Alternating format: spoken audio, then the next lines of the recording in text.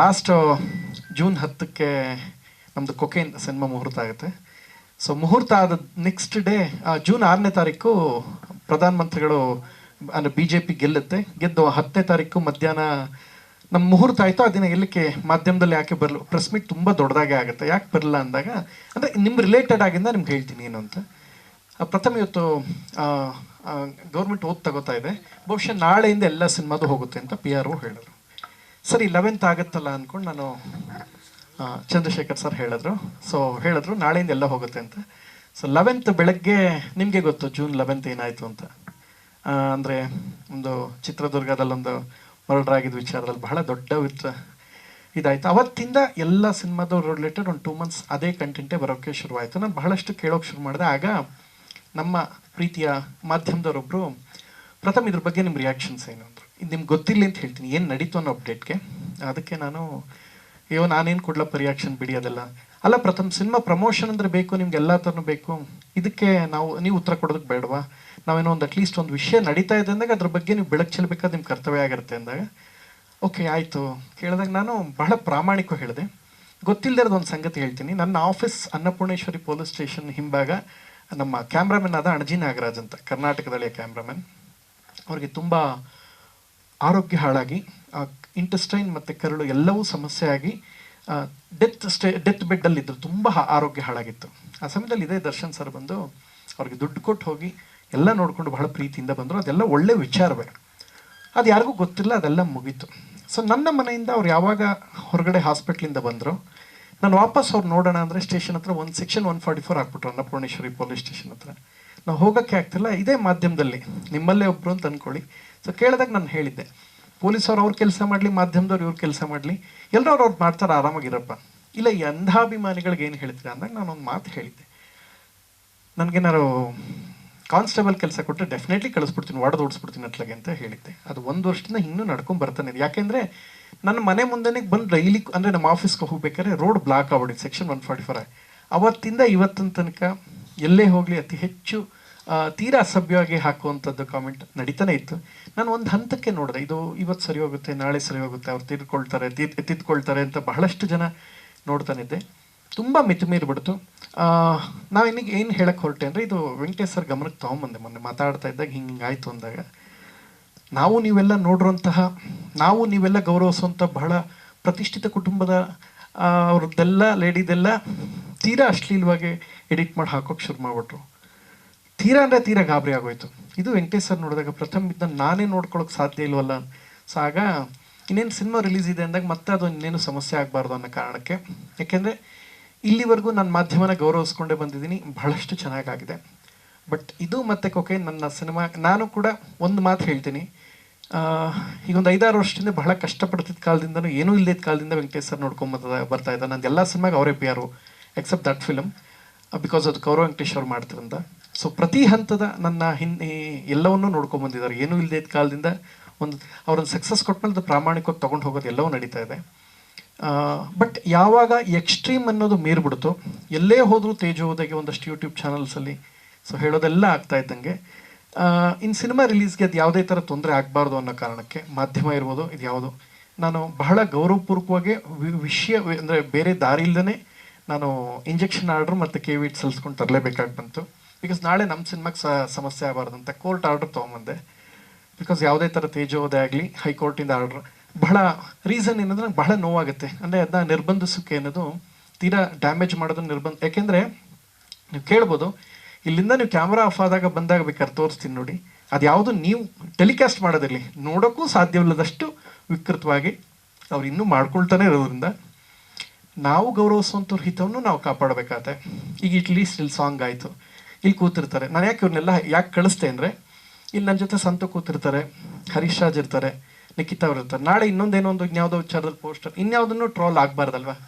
So ಅದಕ್ಕೋಸ್ಕರ injection order ಮತ್ತು KVIT ಸಲ್ಲಿಸ್ಕೊಂಡ್ರಿ, cinema ಯಾವುದೇ ಸಮಸ್ಯೆ ಆಗಬಾರ್ದು ಅಂತ ನಿಮ್ಮನ್ನು ನಾನು ನಿರ್ಬಂಧಿಸ್ತಾ ಇದ್ದೀನಿ ಅಂತ ದಯಮಾಡಿ ಭಾವಿಸ್ತೆ. ಯಾಕೆಂದರೆ ತೀರಾ ಎಕ್ಸ್ಟ್ರೀಮಿಟಿಗೆ ಹೋದಾಗ ಅದನ್ನು ಏನಾಗಿದೆ, ಕನಿಷ್ಠ ಒಂದು 500ರಿಂದ 800 ಸ್ಕ್ರಾಲ್ ಮಾಡೋಕ್ಕಾಗದೆ ಇದೇ ನಿಮ್ಮ PRO ವೆಂಕಟೇಶ್ವರ್ ಆಗಲ್ಲಪ್ಪ ಪ್ರಥಮ್ ನನ್ನ ಕೈಲಿ ನೋಡೋಕ್ಕೆ ಅಂತ ಹೇಳಿದ್ಮೇಲೆ ನಾನು ಅದು ಆ್ಯಕ್ಚುಲಿ ಹೈಕೋರ್ಟ್ ಜಡ್ಜ್ ಹತ್ರ ಹೋಗಿ ಅವ್ರು ನೋಡಿ ಎಲ್ಲವನ್ನು ಮಿತಿ ಮೀರಬಾರ್ದು ಯಾವತ್ತೂ ಅಂತ. ಸೊ ಬಹಳಷ್ಟು ಜನ ಅನ್ಕೊಳ್ತಾರೆ ಇದರಿಂದ ನನಗೇನು ತೇಜೋದೆ ಏನೂ ಆಗಿಲ್ಲ, ಬಹಳ ಇದು ನನಗೇನೋ ಡ್ಯಾಮೇಜ್ ಆಯ್ತು ಅಂದರೆ ನೋ. ಅಕಸ್ಮಾತ್ ಮಾಡೋರು ನಾನು ಹೇಳೋವಂಥ ಮಾತು, ಖಂಡಿತ ನನಗೆ ಏನೂ ಮಾಡ್ಕೊಳಕ್ಕಾಗಿಲ್ಲ. ಯಾಕೆ ಈ ಮಾತು ಹೇಳ್ತೀನಿ ಅಂದರೆ, ಇದು ಮುಗಿತಾ, ಲಾಸ್ಟ್ ಇನ್ಸಿಡೆಂಟ್ ಮುಗಿತಾ ಇದ್ದಂಗೆ DKD ಶೋ ಆಯಿತು. DKDಲಿ ಹೈಯೆಸ್ಟ್ ಪೇಮೆಂಟ್ ಶಿವಣ್ಣ ರಕ್ಷಿತ್ ಇದು ಹೇಳಬಾರ್ದು ನನಗೆ ಕೊಟ್ರಪ್ಪ. ತುಂಬ ದೊಡ್ಡ ಮಟ್ಟದಲ್ಲೂ ಯಾವುದೇ ಇನಾಗ್ರೇಷನ್ ಇದ್ರೂ ನನಗೆ ಕರೀತಾರೆ, ಯಾವುದೇ ಥರ ಸಮಸ್ಯೆನೂ ಆಗಿಲ್ಲ. ಬಟ್ ಮಿತಿ ಮೀರೋ ಎಲ್ಲೇ ಹೋದರೂ ಮುಖದ ಮುಂದೆ ಬಂದು ಕೂಗಿದಾಗ ನಾನು ಹೇಳಲೇಬೇಕಾಗತ್ತೆ. ಈಗ ಕೂತ್ಕೊಂಡು ಇಲ್ಲಿ ಯಾರೋ ನಿಮಗೆ ಹಿರಿಯ ನಟ ಬಾಲಕೃಷ್ಣ ಅವ್ರ ಬಗ್ಗೆ ನಿಮ್ಮ ಒಪಿನಿಯನ್ ಏನು, ನಾನು ಹೃದಯದಿಂದ ಹೇಳ್ತೀನಿ. ಲೀಲಾವತಿ ಅವ್ರ ಬಗ್ಗೆ ಕೇಳಿದ್ರೆ ಹೇಳೇ ಹೇಳ್ತೀನಿ. ಹಾಗೆ ಅವ್ರ ಬಗ್ಗೆ ಕೇಳಿದ್ರೆ ನಾನು ಪ್ರೀತಿಯಿಂದ ಹೇಳ್ತೀನಿ. ಮುಖದ ಮುಂದೆ ಕೂಗಿದಾಗ ನಾವು ವಿರೋಧಿಸಿರೋದುಂಟು, ಅದಕ್ಕೆ ನಾನು ಪ್ರಬಲವಾಗಿ ಹೇಳಿರೋದು ಉಂಟು. ನಮ್ಗೆ ಯಾರ ಮೇಲೂ ಅಸಮಾಧಾನ ಇಲ್ಲ. ಬಟ್ ಎಕ್ಸ್ಟ್ರೀಮ್ ಅನ್ನೋದು ನೀವು ಮಾಡ್ತಾ ಇದ್ದಾಗ ನಾವು ನಿರ್ಬಂಧ ತರಲೇಬೇಕಾಗತ್ತೆ ಮಾಧ್ಯಮಗಳಿಗೆ. ಯಾಕೆಂದರೆ ಈ ಸಿನಿಮಾ ಎರಡೂ ಇರೋ ತನಕ ಇವ್ರು ಯಾವ ಹಂತಕ್ಕೆ ಬೇಕಾದ್ರೆ ಹೋಗ್ಬೋದು ಅನ್ನೋ ಕಾರಣಕ್ಕೆ ತಂದಿದ್ದೀವಿ ಹೊರತು ನಿಮ್ಮನ್ನು ಯಾರದೇ ಕಾರಣಕ್ಕೂ ಅಗೌರವಿಸೋದಾಗಲಿ ಅಥವಾ ನಿಮಗೆ ನಿರ್ಬಂಧ ತರೋದಾಗಲಿ ಇದು ಯಾವ ಉದ್ದೇಶ ನಂದಿಲ್ಲ. ದಯಮಾಡಿ ಇದನ್ನೆಲ್ಲ ತಾವು ಅರ್ಥ ಮಾಡ್ಕೊಳ್ತೀರಾ ಅಂತ ಭಾವಿಸ್ತೀನಿ. ಆ್ಯಕ್ಚುಲಿ ಇವತ್ತು ಲಾಯರ್ ಸರ್ ಕೂಡ ಬರಬೇಕಾಯ್ತು, ಎಲ್ಲ ಆಗಿತ್ತು. ಕಡೆಗಳಿಗೆ ಏನಾಯಿತು ಅಂದರೆ ಅವರ ವೈಫ್ ಕಡೆಯವ್ರದ್ದೊಂದು ಸಣ್ಣ ಕಾರ್ಯಕ್ರಮ ಇದರಿಂದ ನಾನು ನಾಳೆದಕ್ಕೆ ಜಾಯ್ನ್ ಆಗ್ತೀನಿ. ಸೊ ಇದು ಕೋರ್ಟ್ ಆರ್ಡರ್ ಶೀಟ್ ಆಲ್ರೆಡಿ ನಾನು ವೆಂಕಟೇಶ್ ಸರ್ಗೆ ಆಲ್ರೆಡಿ ಕೊಟ್ಟಿದ್ದೀನಿ. ಸೊ ದಯವಿಟ್ಟು ಇದನ್ನು ಅನ್ಯತಾ ಭಾವಿಸ್ದೆ. ನಾನು ನಿಮ್ಮನ್ನು ಇದು ರಿಕ್ವೆಸ್ಟ್ಗಾಗಿ ಯಾಕೆ ಕೇಳ್ಕೊತಾ ಇದ್ದೀನಿ, ನಿಮ್ಮನ್ನು ನಿರ್ಬಂಧಿಸಿ ಯಾವ ಪ್ರಪಂಚದಲ್ಲಿ ಒಂದು ಹೇಳ್ತೀನಿ ಕೇಳಿ. ಯಾರು ಕೇಳಿದ್ರೆ ಏನ್ರಿ ಮೀಡಿಯಾ ಅಂತ ಕೇಳಿದ್ರೆ, ಮೀಡಿಯಾ ನನ್ನ ಕಿರೀಟಕ್ಕೆ ಸಮಾನ ಅಂತ ಹೇಳ್ತೀನಿ. ಯಾಕೆಂದ್ರೆ ಎಲ್ಲಿ ಹೋದರೂ ನಾನು ಹೋದ ಕಡೆಗೆಲ್ಲ ಕ್ಯಾಮ್ರಾ ಹಿಡಿದವ್ರು ನೀವು ಹಿಡಿದಿರೋದಕ್ಕೆ ಇವತ್ತು ನಾನು ಅನ್ನ ತಿಂತಾ ಇದ್ದೀನಿ, ನಿಮ್ಮಿಂದ ಬದುಕಿದ್ದೀನಿ. ಬಟ್ ನಂದು ಯಾವೆರಡು ಸಿನಿಮಾ ರಿಲೀಸ್ ತನಕ ನಾನು ವಿಧಿ ಇಲ್ಲದೆ ಯಾವುದೇ ಥರ ತೇಜೋವಧೆಗಾಗಲಿ ಅಥವಾ ಯಾವುದೇ ಡ್ಯಾಮೇಜ್ ಮಾಡೋದಾಗಲಿ, ಸಿನಿಮಾ ನೆಕ್ಸ್ಟ್ ಬಿಸ್ನೆಸ್ಗಳಿಗೆ ಎಫೆಕ್ಟ್ ಆಗಬಾರ್ದು. ಯಾಕೆ ನಾನು ಯಾವುದೋ ಚಾನಲ್ ಕೊಡಬೇಕು ಅಂತ ಬಹಳ ಪ್ರಯತ್ನ ಪಟ್ಟು ಇಷ್ಟು ಕಷ್ಟಪಟ್ಟು ಸೆನ್ಸಾರ್ UA ತಗೊಳ್ಳೋದಲ್ಲಿ ನನ್ನ ಪರಿಶ್ರಮ ಬಹಳ ದೊಡ್ಡ ಮಟ್ಟದಲ್ಲಿದೆ.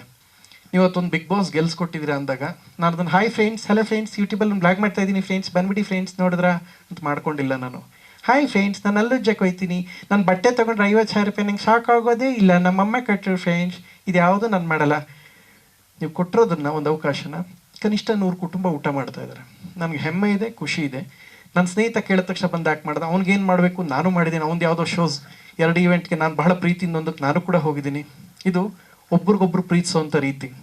ಬೆಳಗ್ಗೆ ಹೇಳಿದೆ, ಇದ್ದಕ್ಕಿದ್ದಂಗೆ ಫೋನ್ ಮಾಡಿದೆ, ಗೆಳೆಯ ಈ ಥರ ಪ್ಲ್ಯಾನ್ ಮಾಡ್ತಾ ಇದ್ದೀನಿ, ನಡಿ ನಿಂದು. ನನ್ನ ಮತ್ತು ಅವನ ಮಧ್ಯೆ ದುಡ್ಡಿನ ವ್ಯವಹಾರವೇ ಇಲ್ಲ. ಬಟ್ ಮಿಕ್ಕಿದ್ದೆಲ್ಲ ಏನೇನು ಮಾಡಬೇಕು ಮಾಡಿರ್ತೀವಿ ಅಂದಾಗ 100 ಕುಟುಂಬದ ಹಿತ ಒಂದು ಸಿನಿಮಾ ಪ್ರೊಡಕ್ಷನ್ಲಿ ಇದ್ದೇ ಇರುತ್ತೆ.